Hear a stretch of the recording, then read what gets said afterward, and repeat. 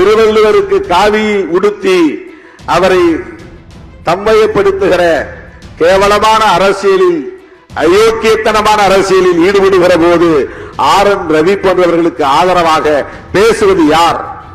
June 4க்கு பிறகு அவர்கள் ஓடி போவார்கள், சரி. ஆனால் அவர்கள் மீண்டும் வராமல் தடுக்க வேண்டும், பாதுகாக்க வேண்டும். அதுதான் முக்கியமானது. அவர்கள் மீண்டும் வலுப்பெறாமல் பார்த்துக் கொள்ள வேண்டும். அவர்கள் தலை தூக்காமல் வீழ்த்தப்பட வேண்டும். இது எவ்வளவு பெரிய சவால்! ஒரு தேர்தலிலே ஒரு கட்சியை தோற்கடித்து விட்டோம், எல்லாம் முடிந்து விட்டது என்று நீங்கள் எண்ணிவிடக் கூடாது. வீழ்ந்தவர்கள் இன்னும் இன்னும் வேகமாக வெறிகொண்டு எழுச்சி பெற துடிப்பார்கள்.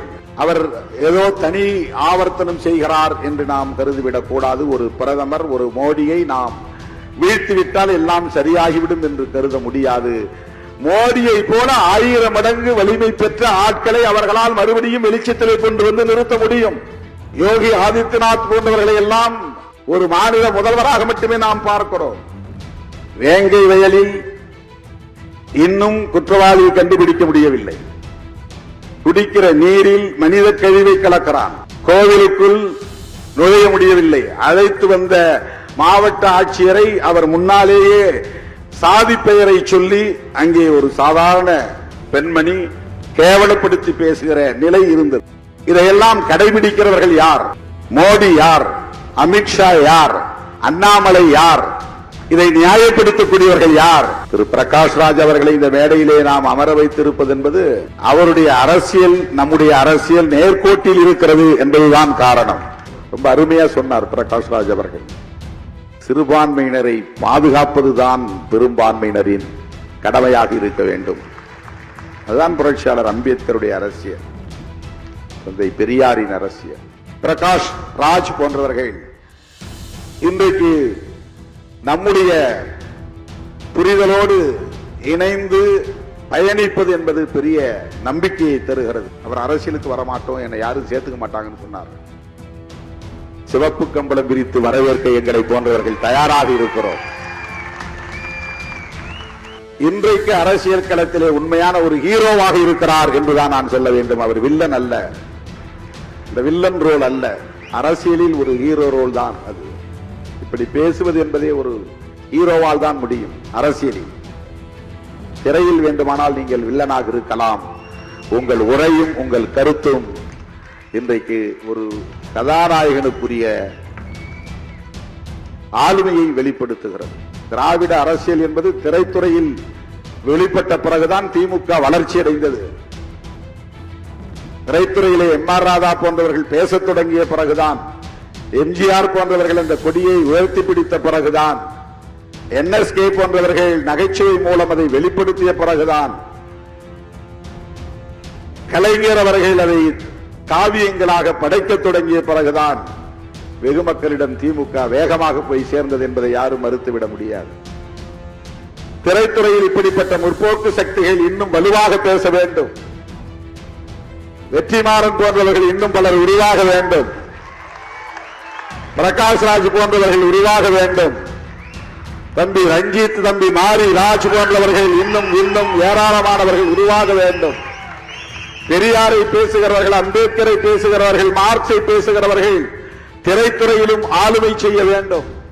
பிரகாஷ் ராஜ் அவர்கள் இவ்வாறு சிந்திப்பதும் செயல்படுவதும் ஏதோ பிஜேபியை எதிர்க்கிறார், மோடியை எதிர்க்கிறார் என்பதற்காக நாம் அவரை பாராட்டவில்லை.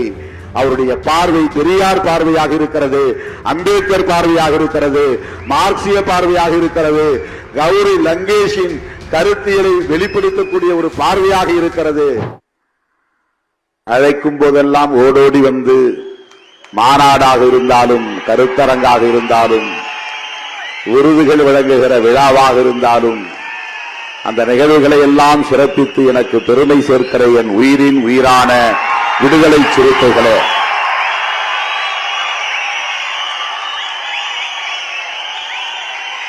உங்கள் அனைவருக்கும் என்னுடைய பணிவார்ந்த வணக்கத்தை தெரிவித்துக் கொள்கிறேன்.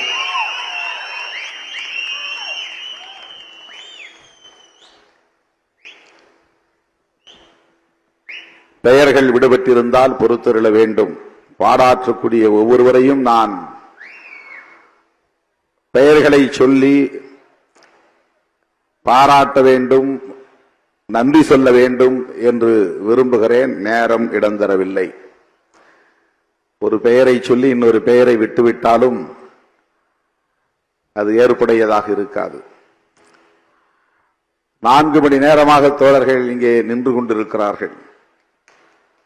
வெளியிலும் ஏராளமான தோழர்கள் நின்றவாறு இந்த நிகழ்வை பார்த்து கொண்டிருக்கிறார்கள்.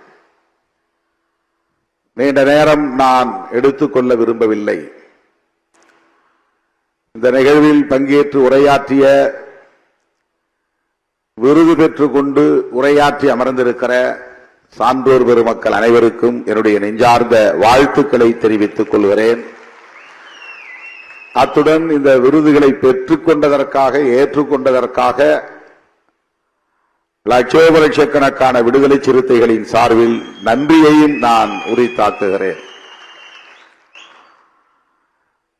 நம்முடைய திரைக்கலை நாயகர் பிரகாஷ்ராஜ் அவர்கள் அவருக்கே உரிய நடையில் மிக இயல்பாக ஒரு திரைக்கலைஞர் எவ்வாறு எத்தகைய உடல் மொழியோடு பேச முடியுமோ அப்படி நம்மை எல்லாம் கவரக்கூடிய வகையிலே உரையாற்றி அமர்ந்திருக்கிறார்.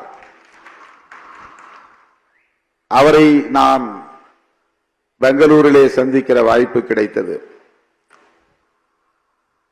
பெங்களூரில் இருந்து நம்முடைய தோழர்கள், பெங்களூர் ரவி, நம்முடைய மகானந்த், வெங்கடேஷ் போன்ற தோழர்கள் எல்லாம் வந்திருக்கிறார்கள். எதேச்சையாக சொன்னேன், இங்கேதானே இருக்கிறார், அவரை பார்த்து சில நிமிடங்கள் பேச விழைகிறேன். அவருக்கு ஏதேனும் நிகழ்ந்து விடுமோ என்கிற அச்சம் எனக்கு இருக்கிறது. சனாதன பயங்கரவாதிகளால் அவரை சந்தித்து, நேரிலே சந்தித்து பாதுகாப்பாக இருங்கள் என்று சொல்ல விரும்புகிறேன் என்றுதான் சொன்னேன். சில நிமிடங்களில் எனக்கு அவரோடு தொடர்பை ஏற்படுத்தி கொடுத்தார் நண்பர் கஜி என்பவர், அவருடைய நண்பர், ரவி அவர்களுக்கு நண்பர். தொலைபேசியில் நான் நீங்கள் இருக்கும் இடத்தை சொன்னால் நேரிலே வந்து பார்க்க விரும்புகிறேன் என்று சொன்னேன். இல்லை, நானே வருகிறேன், உங்களை பார்க்கிறேன், காலை உணவோடு இருவரும் சந்திப்போம் என்று அவர் சொன்னதும் நான் மற்றற்ற மகிழ்ச்சிக்கு ஆளானேன். அவர் சொன்னதைப் போல வந்தார், அழைத்தார், காலை உணவுக்கு சென்றோம். மிகச் சாதாரணமான மக்கள் கூடுகிற ஒரு உணவகத்தில் தான் சந்தித்தோம். பொதுவாக ஆக்டர் என்றால் ஸ்டார் ஹோட்டல்ல இருப்பாங்க, ஸ்டார் ஹோட்டல்ல தான் சந்திப்பு நடக்கும். அப்படி இல்லை, சாதாரண மக்கள் கூடுகிற ஒரு சிறிய எளிய உணவகம், பொதுவெளியில் அமர்ந்து சாப்பிடுகிற ஒரு உணவகம். அங்கேதான் அவர் இருந்தார். நாங்கள் போனோம், இருவரும் சந்தித்தோம். எனக்கு தயக்கம் இருந்தது அவர் சொன்னதைப் போல. அண்ணன் முத்தரசன் அவர்கள் எப்படி வேண்டாம் என்று மறுதளிப்பாரோ, அருள்மொழி அவர்கள் எப்படி இதை வேண்டாம் என்று சொல்வாரோ, அதை போல இவரும் வேண்டாம் என்றுதான் சொல்லுவார் என்பது நமக்கு தெரியும். அந்த தயக்கத்தோடு அவரிடத்திலே நான் நீண்ட நேரம் பேசிவிட்டு ஒன்றே ஒன்று உங்களுக்கு சொல்ல விரும்பினேன், பாதுகாப்பாக இருங்கள், சனாதன பயங்கரவாதிகள் எதையும் செய்வார்கள் என்று அவரிடத்திலே சொன்னேன். அப்போதுதான் அவருடைய அனுபவத்தை எல்லாம் பகிர்ந்து கொண்டார். கௌரி லங்கேஷுக்கும் அவருக்கும் இடையில் இருந்த நட்பை, உறவை, நீண்ட பயணத்தை பகிர்ந்து கொண்டார். அவருடைய தந்தை லங்கேஷ் அவர்கள் எப்படிப்பட்ட அரசியலை சொல்லி தந்தார் என்பதையும் அந்த சிறிய நேர இடைவெளியில் எங்களோடு பகிர்ந்து கொண்டார். அதற்கிடையிலே பல பேர் வந்தார்கள், அவரை அடையாளம் கண்டு கொண்டார்கள், அவரோடு நின்று படம் எடுத்துக் கொண்டார்கள். இப்படி அது நடந்து கொண்டே இருந்தது. இதற்கிடையில் தான் நான் இந்த தகவலை சொன்னேன். ஆண்டுதோறும் நாங்கள் இப்படி ஒரு நிகழ்வை நடத்துகிறோம், உங்களுக்கு இந்த விருதை வழங்கலாம் என்று நான் விரும்புகிறேன், உங்கள் இசைவு தேவை என்று சொன்னதும் சற்று தயங்கியபடி இசைவை தந்தார்.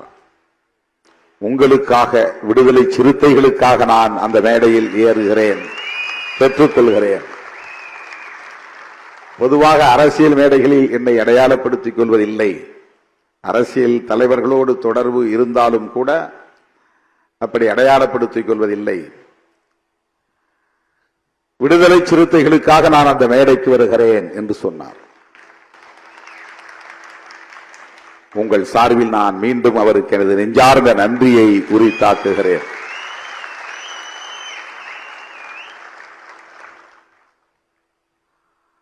இன்று இரவு அவருக்கு 10 மணிக்கு விமானம் துபாய்க்கு செல்ல வேண்டும். எல்லோரும் கைக்கடிகாரத்தை பார்க்கிறீர்கள். 10 மணிக்கு எப்படி போய் விமானத்தை பிடிக்க முடியும் என்று எனக்கும் அந்த பதற்றம் இருந்தது. 7:30 மணிக்கெல்லாம் அவரை பேச வைத்து அனுப்பிவிடுவோம் என்று திட்டமிட்டிருந்தோம். வந்து என் பக்கத்தில் அமர்ந்ததும் சொன்னார், விடியற் காலை 4 மணிக்கு விமானத்தில் நான் போகிறேன்.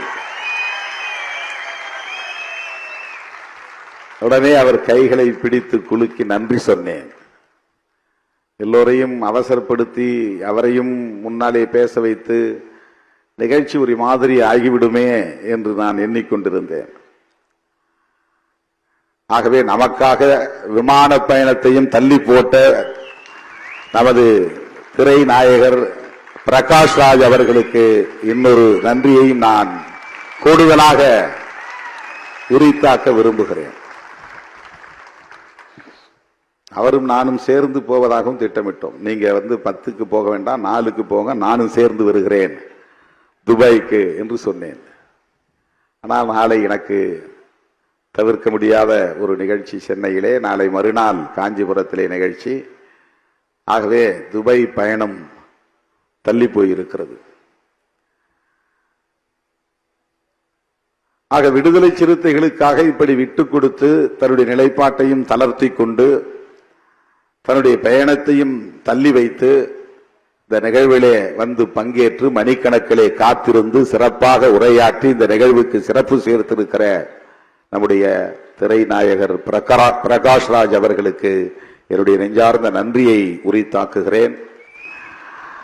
இன்றைக்கு தலித் என்று சொல்லக்கூடாது, தலித் அரசியல், தலித் பண்பாடு, தலித் இலக்கியம் என்றெல்லாம் எதுவும் இல்லை, தலித் என்று சொல்லுவதே அபத்தம் என்று சொல்லக்கூடிய ஒரு பிரிவினரும் இருக்கிறார்கள்.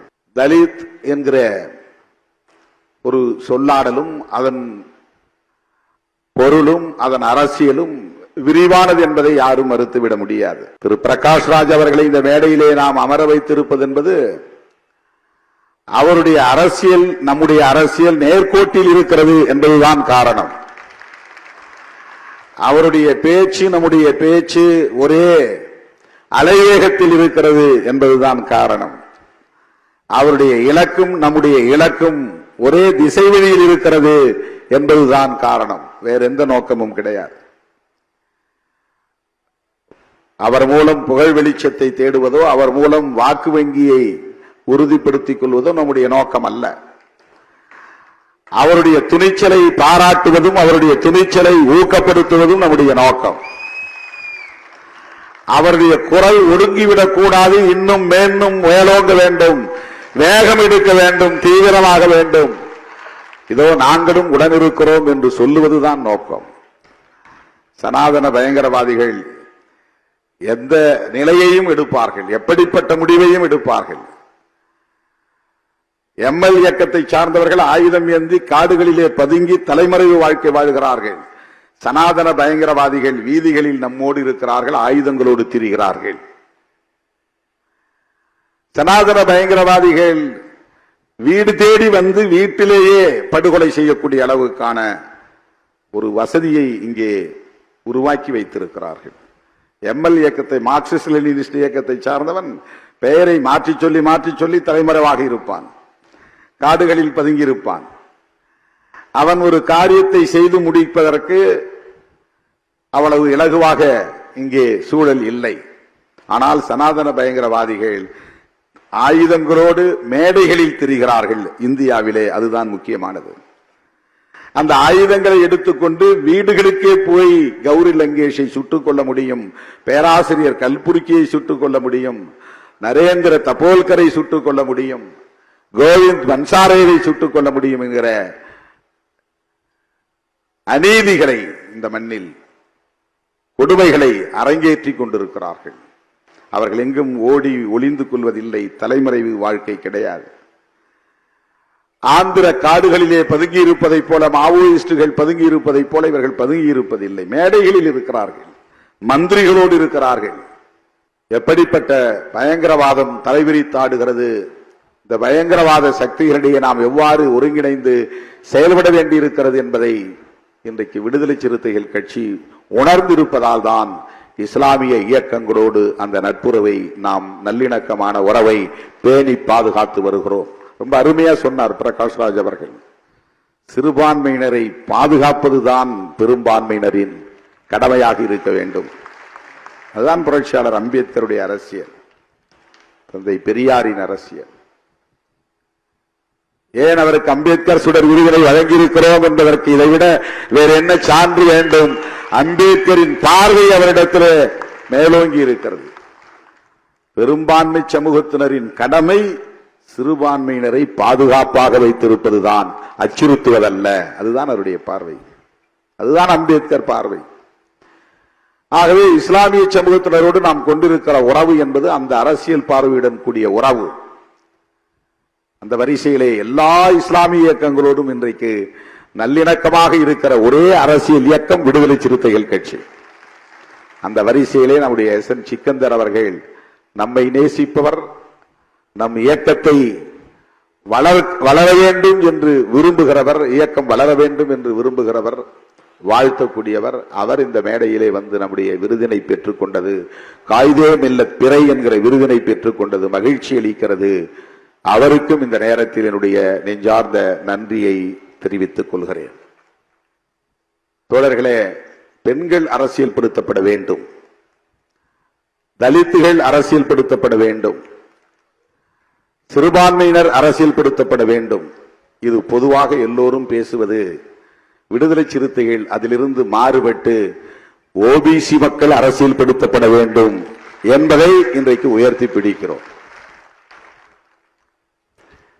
ஏன் இப்படி பிரிச்சு சொல்லணும்? எல்லா விடுதலை அரசியலும் சேரியில் வந்துதான் பேசப்படுகிறது தவிர ஊர் தெருவில் பேசப்படுவதில்லை. அதுதான் பிரச்சனையே. ஏன் இந்தியாவில் புரட்சி நடக்கவில்லை என்றால், ஏன் இந்தியாவில் சாதி ஒழிப்பு நிகழவில்லை என்றால், ஏன் இந்தியாவில் ஒரு புரட்சிகர மாற்றம் நிகழவில்லை என்றால், உள்ளபடியே உண்மையிலேயே இது எங்கே பேசப்பட வேண்டுமோ அங்கே பேசப்படவில்லை. பாதிக்கப்பட்ட தலித்துகளிடம்தான் இந்த அரசியல் வெகுவாக பேசப்படுகிறது. தலித் அல்லாதவர்களிடையே இது இன்னும் வலுவாக பேசப்பட வேண்டும். சனாதனத்தை பாதுகாப்பது யார்? சனாதன சக்திகளுக்கு உற்ற துணையாக இருப்பது யார்? பார்ப்பனர்கள் உண்ட எச்சில் இலையில் படுத்து உருண்டால் புண்ணியம் கிடைக்கும் என்பதை ஏற்றுக்கொண்டு நம்பி அந்த எச்சில் இலைகளில் உருளுவது யார்? இதையும் கவனிக்க வேண்டியிருக்கிறது. 19 யாரோ பார்ப்பனர் அல்லாதவர்கள் என்று பார்த்துவிட்டு போய்விட முடியாது.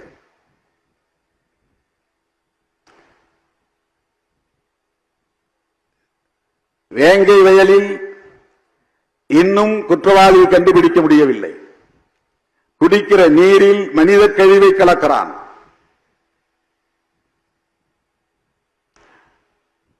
கோவிலுக்குள் நுழைய முடியவில்லை. அழைத்து வந்த மாவட்ட ஆட்சியரை அவர் முன்னாலேயே சாதி பெயரை சொல்லி அங்கே ஒரு சாதாரண பெண்மணி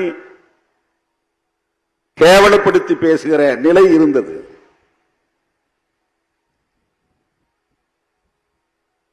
இதையெல்லாம் கடைபிடிக்கிறவர்கள் யார்?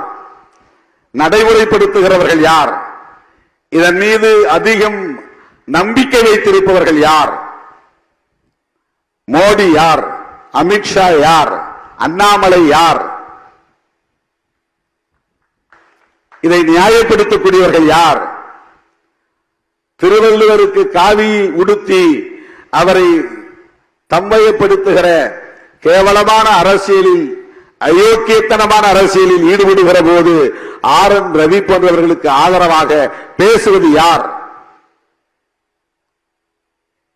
இன்னும் இந்த சனாதனத்தின் மீது பெரிய நம்பிக்கை வைத்திருக்கிற உழைக்கிற மக்கள் ஆனாலும் அவர்கள் தலித் அல்லாதவர்களாக இருக்கிறார்கள். தலித் அல்லாதவர்கள் அரசியல்படுத்தப்பட வேண்டும். ஓபிசி மக்கள் அரசியல்படுத்தப்பட வேண்டும். மண்டல் பரிந்துரையை நடைமுறைப்படுத்தியதற்காக விபிசி ஆட்சியை தூக்கி எறிந்த போது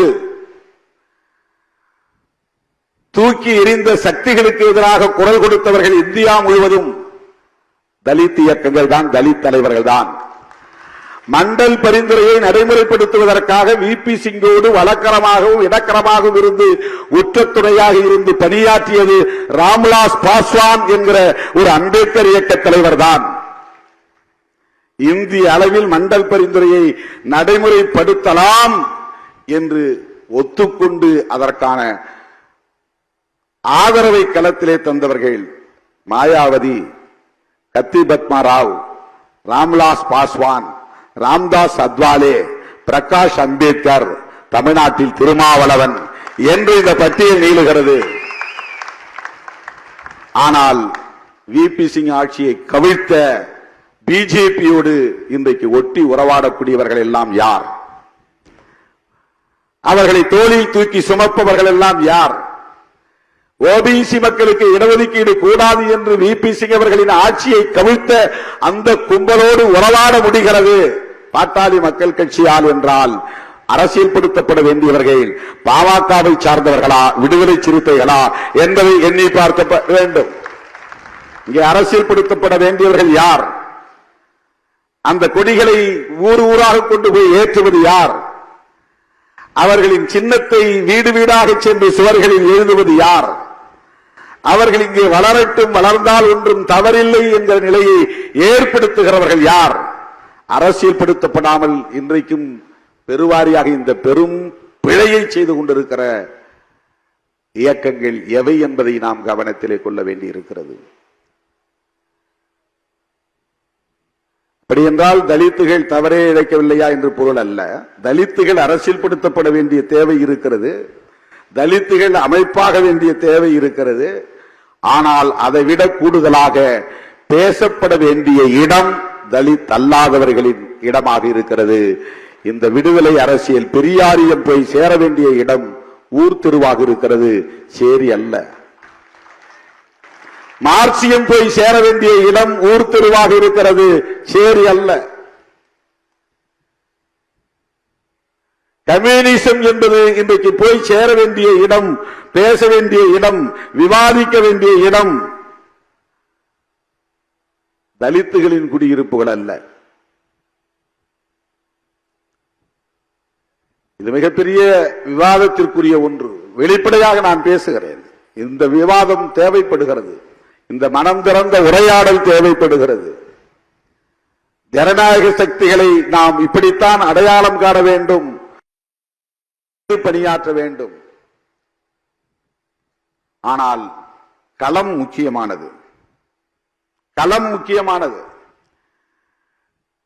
என்னிடத்தில் நீ அரசியல் பேசினாலும் பேசாவிட்டாலும் விடுதலை பெற வேண்டிய துடிப்பு, அந்த முனைப்பு எனக்கு இந்த சமூகமே தருகிறது. ஆனால் அந்த தேவை, அந்த நெருக்கடி அவர்களுக்கு இல்லை. அவர்களுக்குத்தான் இதை சொல்ல வேண்டிய தேவை இருக்கிறது. அப்படிப்பட்ட ஒரு சமூகத்திலே பிறந்து அதிலிருந்து முற்றிலும் மாறுபட்டு எந்த நெருக்கடியும் இல்லாத நிலையில் ஒரு புரட்சிகர அரசியலை உள்வாங்கிக் கொண்ட ஒரு மகத்தான தலைவர் தான் தந்தை பெரியார். தந்தை பெரியாருக்கு எந்த நெருக்கடியும் சாதியின் பெயரால் கிடையாது. சாதி ஒழிப்பை அம்பேத்கர் பேசுவதற்கும் தந்தை பெரியார் பேசுவதற்கும் வேறுபாடு இருக்கிறது. அம்பேத்கர் பேசுவது அவுட் ஆஃப் கம்பல்ஷன், பேசித்தானாக வேண்டும், அது தேவை. தந்தை பெரியாருக்கு அப்படி ஒரு எந்த கம்பல்ஷனும் கிடையாது, எந்த நிர்பந்தமும் கிடையாது. ஆனால் பேசுகிறார், பேசினார், பல நெருக்கடிகளை சந்தித்தார். கம்யூனிஸ்ட் இயக்கங்களில் எப்படி பலர், ஏராளமான தோழர்கள் தியாகம் செய்திருக்கிறார்கள். நாமெல்லாம் இந்த மண்ணிலே ஒரு இயக்கமாக தோன்றாத காலத்திலேயே இந்த பிரச்சனைகளுக்காக போராடி ரத்தம் சிந்தியவர்கள் கம்யூனிஸ்டுகள். அவர்கள் தலித்துகள் அல்ல, தலித் அல்லாதவர்கள் தான்.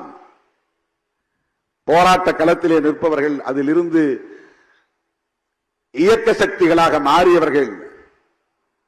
ஆனால் இன்னும் தலித் அல்லாத சமூகத்திடம் போய் சேர வேண்டியது இருக்கிறது. இந்த அரசியல், இந்த விழிப்புணர்வு, இந்த பிரச்சாரம் என்பது மிக முக்கியமானது. தேர்தல் வரும் போகும்.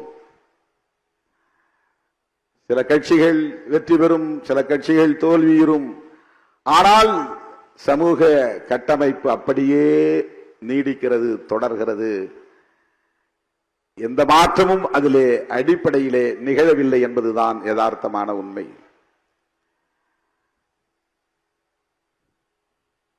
இன்றைக்கு சனாதன சக்திகள் என்று நாம் சொல்லுகிறோம். அவர்கள் வெறும் பார்ப்பனர்கள் மட்டும்தானா சனாதன சக்திகள்? சனாதன பயங்கரவாதிகள் என்று சொல்லுகிறோம், அவர்கள் பார்ப்பனர்கள் மட்டும்தானா என்றால் இல்லை. அதை தாண்டி விரிவடைந்திருக்கிறது. அதுதான் அவர்களின் உத்தி. தங்களை வர்ண ரீதியாக பாகுபடுத்தினால் தனிமைப்பட்டு போவோம் என்பதனால் பெரும்பான்மைவாதம் என்கிற இந்துத்துவ அரசியலை கையில் எடுத்து நீயும் இந்து நானும் இந்து என்று தனிமைப்படுத்துதலில் இருந்து தங்களை தற்காத்துக் கொண்டார்கள்.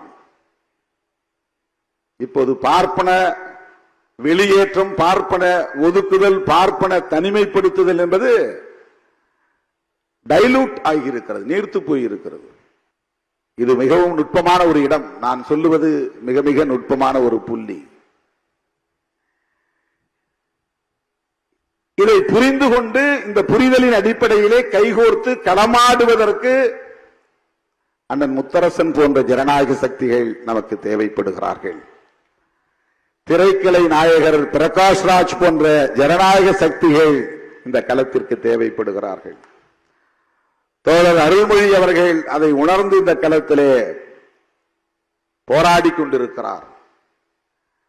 ஏன் இந்த விழா, எதற்காக இந்த விழா என்றால் தோழர்களே, இதுதான் அந்த அரசியலுக்கான அடிப்படை என்பதை நாம் புரிந்து கொள்ள வேண்டும்.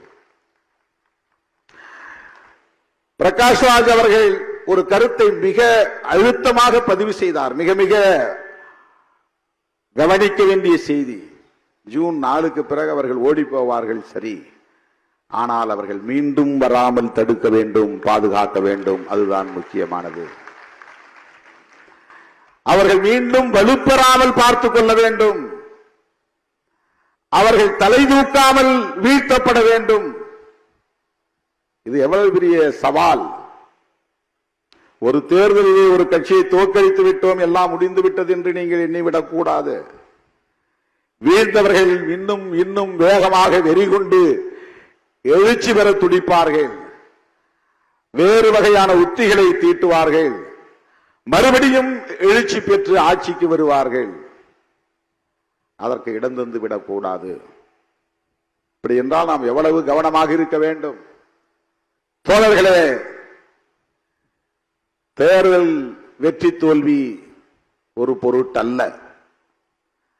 கருத்தியல் அடிப்படையில் நட்பு பகையை தீர்மானிப்பதும், நட்பு சக்திகளை ஒருங்கிணைப்பதும், பகை சக்திகளை வீழ்த்துவதும் மிக முக்கியமானது. அதற்கு நமக்கு உற்ற சக்திகள், தோழமை சக்திகள், உற்ற தோழமை சக்திகள் இடதுசாரிகளும் பெரியார் இயக்க சக்திகளும் தான்.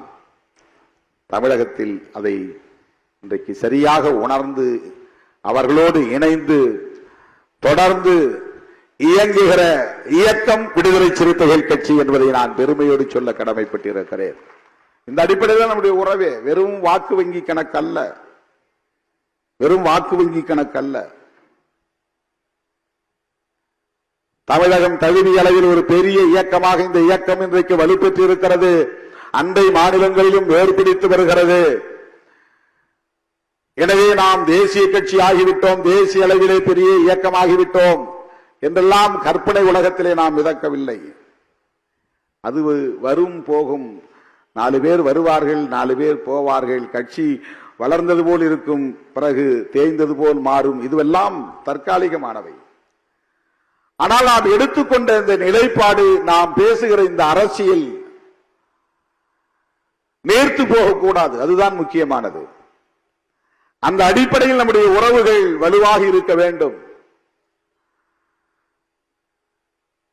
எந்த நிலையிலும் இடதுசாரிகளோடு இருக்கிற உறவு விடுதலை சிறுத்தைகள் கொண்டிருக்கிற இடதுசாரிகளோடு கொண்டிருக்கிற உறவு நீர்த்து போகாது. அப்படி விடவும் மாட்டோம்.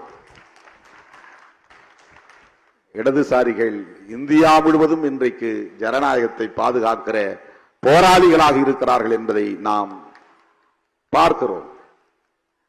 அருமை தோழர்களே, பிரதமர் மோடியை பற்றி இங்கே பலரும் பேசினார்கள். அவர் ஏதோ தனி ஆவர்த்தனம் செய்கிறார் என்று நாம் கருதிவிடக் கூடாது. ஒரு பிரதமர், ஒரு மோடியை நாம் வீழ்த்திவிட்டால் எல்லாம் சரியாகிவிடும் என்று கருத முடியாது. சனாதன சக்திகளால் அதுபோல ஆயிரக்கணக்கான மோடிகளை உருவாக்க முடியும். இந்த மோடி இந்த தேர்தலிலே தோற்று போனால் மோடியை போல 1000 மடங்கு வலிமை பெற்ற ஆட்களை அவர்களால் மறுபடியும் வெளிச்சத்திலே கொண்டு வந்து நிறுத்த முடியும். யோகி ஆதித்யநாத் போன்றவர்களை எல்லாம் ஒரு மாநில முதல்வராக மட்டுமே நாம் பார்க்கிறோம். நாளை மோடி இடத்திலே அவர் வந்து அமர்வதற்கு வாய்ப்பு இருக்கிறது. மோடியை விட பன்மடங்கு சனாதனத்தை உயர்த்தி பிடிப்பதிலே உறுதியான ஒரு நபர். இந்தியா முழுவதும் அப்படி அவர்கள் ஆட்களை உருவாக்கி வைத்திருக்கிறார்கள். அவர்கள் எதை அழிக்க துடிக்கிறார்கள்? யாருக்கு எதிராக இருக்கிறார்கள்? அரசமைப்பு சட்டத்திற்கு எதிராக இருக்கிறார்கள். அரசமைப்பு சட்டம் எத்தகைய இந்தியாவை உருவாக்க முனைகிறது? சமத்துவ இந்தியாவை உருவாக்க முயற்சிக்கிறது. அண்ணன் பிரகாஷ் அம்பேத்கர் போன்றவர், பிரகாஷ் ராஜ் போன்றவர்கள் இன்றைக்கு நம்முடைய புரிதலோடு இணைந்து பயணிப்பது என்பது பெரிய நம்பிக்கையை தருகிறது. ஏனென்றால் சிறை உலகத்திலே பலரும் எப்படிப்பட்ட விவாதங்களை நடத்தி கொண்டிருக்கிறார்கள் என்பது நமக்கு தெரியும். எவ்வளவு சாதியவாதிகள் திரை அரங்கில் இன்றைக்கு கோலோச்சுகிறார்கள் என்பதையும் நம்மால் உணர முடியும். சாதிய மதவாதிகள் ஒருபுறம், பிரகாஷ் ராஜ் போன்ற முற்போக்கு சிந்தனையாளர்கள் ஒருபுறம் என்று திரையரங்கில் இருந்தும் முற்போக்கு குரல் ஒலிக்கிறது. அதை வரவேற்பது நம்மை போன்றவர்களின் கடமை. அவருடைய பேட்டிகளை பார்க்கிற போது, அவருடைய குரலை கேட்கிற போது நமக்கு ஒரு நம்பிக்கை கிடைக்கிறது. அவர் அரசியலுக்கு வரமாட்டோம், என்னை யாரும் சேர்த்துக்க மாட்டாங்கன்னு சொன்னார். சிவப்பு கம்பளம் விரித்து வரவேற்க எங்களை போன்றவர்கள் தயாராக இருக்கிறோம். எங்கள் கட்சியில் சேர வேண்டும் என்று நான் அழைப்பு விடுக்கவில்லை. அரசியல் களத்தில் நீங்கள் ஈடுபட வேண்டும், அது முக்கியமானது. வெளியிலிருந்து நாம எதிர்க்கட்சியா இருந்து குரல் கொடுப்போம்னா அந்த குரல் சுனாமி காற்றிலே காணாமல் போய்விடும். இந்த அரசியலில் நாம் வெளியிருந்து விலகி இருந்து எந்த தாக்கத்தையும் ஏற்படுத்த முடியாது.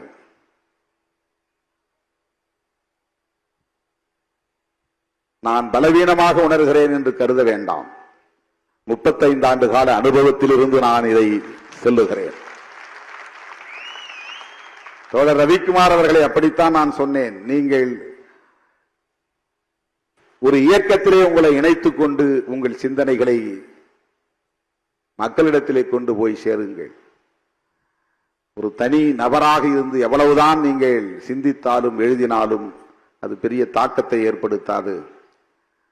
இந்த இயக்கத்திலே உங்களை இணைத்துக் கொள்ளுங்கள், வேலையை உதறிவிட்டு வாருங்கள் என்று பலமுறை அவரிடத்தில் நான் பேசியிருக்கிறேன். ஒவ்வொரு தோழரிடமும் அப்படி நான் உரையாடி இருக்கிறேன். திரைக்கலை இயக்குனர் அவர்கள் இன்றைக்கு அரசியல் களத்திலே உண்மையான ஒரு ஹீரோவாக இருக்கிறார் என்றுதான் நான் சொல்ல வேண்டும். அவர் வில்லன் அல்ல, இந்த வில்லன் ரோல் அல்ல, அரசியலில் ஒரு ஹீரோ ரோல் தான் அது. இப்படி பேசுவது என்பதே ஒரு ஹீரோவால் தான் முடியும். அரசியலில் திரையில் வேண்டுமானால் நீங்கள் வில்லனாக இருக்கலாம். உங்கள் உரையும் உங்கள் கருத்தும் இன்றைக்கு ஒரு கதாநாயகனுக்குரிய ஆளுமையை வெளிப்படுத்துகிறது. இதை நான் புகழுவதற்காக சொல்லவில்லை, உங்கள் உணர்வை அங்கீகரிப்பதற்காக சொல்லுகிறேன், மதிக்கிறேன் என்பதை வெளிப்படுத்துவதற்காக சொல்லுகிறேன். தேவைப்படுகிறார்கள். திராவிட அரசியல் என்பது திரைத்துறையில் வெளிப்பட்ட பிறகுதான் திமுக வளர்ச்சி அடைந்தது. திரைத்துறையிலே எம்.ஆர். ராதா போன்றவர்கள் பேசத் தொடங்கிய பிறகுதான், எம்ஜிஆர் போன்றவர்கள் அந்த கொடியை உயர்த்தி பிடித்த பிறகுதான், NSK போன்றவர்கள் நகைச்சுவை மூலம் அதை வெளிப்படுத்திய பிறகுதான், கலைஞர் அவர்கள் அதை காவியங்களாக படைக்க தொடங்கிய பிறகுதான் வெகு மக்களிடம் திமுக வேகமாக போய் சேர்ந்தது என்பதை யாரும் மறுத்துவிட முடியாது. திரைத்துறையில் இப்படிப்பட்ட முற்போக்கு சக்திகள் இன்னும் வலுவாக பேச வேண்டும். வெற்றிமாறன் போன்றவர்கள் இன்னும் பலர் உருவாக வேண்டும். பிரகாஷ்ராஜ் போன்றவர்கள் உருவாக வேண்டும். தம்பி ரஞ்சித், தம்பி மாரி ராஜ் போன்றவர்கள் இன்னும் இன்னும் ஏராளமானவர்கள் உருவாக வேண்டும். பெரியாரை பேசுகிறவர்கள், அம்பேத்கரை பேசுகிறவர்கள், மார்க்சை பேசுகிறவர்கள் திரைத்துறையிலும் ஆளுமை செய்ய வேண்டும். அண்ணன் முத்தரசன் அவர்கள் இன்றைக்கு அரிசி படத்தின் ஹீரோவாக நடித்துக் கொண்டிருக்கிறார். அந்த படம் விரைவில் வெளிவர இருக்கிறது. புகழுக்காகவா, பணத்துக்காகவா? இல்லை, அரசியலுக்காக, விவசாயிகளின் நலன்களுக்காக இன்றைக்கு அந்த பாத்திரத்தை ஏற்று அவர் நடிக்கிறார். என்னை திரைத்துறைக்கு அழைத்த போது எனக்கு எதுவுமே தெரியவில்லை திரைத்துறையை பற்றி. இப்போது யாரும் அழைக்கவில்லை. அப்போது வலிந்து வலிந்து அழைத்தார்கள். அப்போது நான் அதை உணரவில்லை. தோழர்களே, தமிழ்நாட்டு அரசியலில் திரைத்துறையின் பங்கு மகத்தானது.